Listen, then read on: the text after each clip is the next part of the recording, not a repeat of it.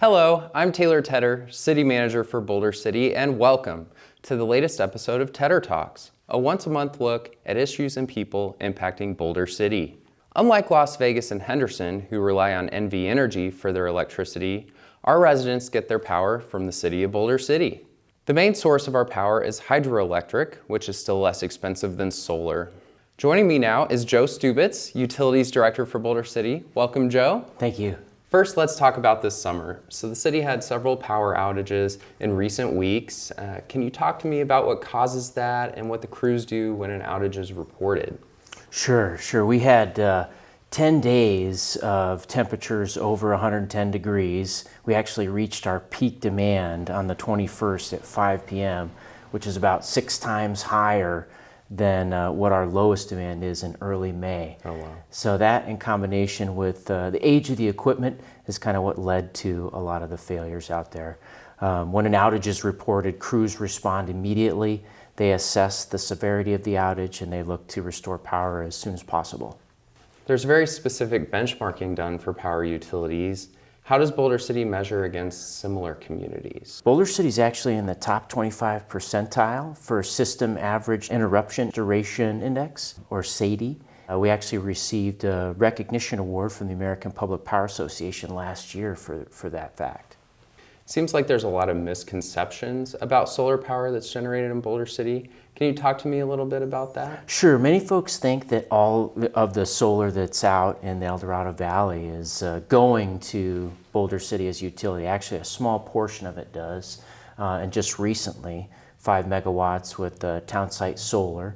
And that's for much of the year except for off-peak times like October and April and some off-peak in November as well. We're always looking for ways to diversify and keep costs down for ratepayers. So recently, speaking of rates, a consulting firm that we hired suggested new rates with a slight increase for electric and water. Can you talk a little bit on that? Sure. So the utility funds are enterprise funds. What that means is they're business, and so it's a business fund, and so you have to be able to afford the costs and expenses that you have. We've got several capital improvement measures that we're putting in, and so the consultant put together a rate study and recommended, based on our plan, to increase rates by a certain percentage. So how much more will the average Boulder City resident pay in their monthly utility bill? So average residents are going to pay between $3 and $9 total per bill, depending on how much they use. That sounds reasonable. It's not too bad. Yeah, and we still are significantly lower than the other neighbors in the valley, like NV Energy. That's absolutely right, and we're proud of public power, and we look to keep the rates as low as possible and reliable as possible. So what can residents on fixed incomes do if they can't afford their bills? So there's a couple state programs that are really great, the Energy Assistance Program and the Water and Sewer Assistance Program.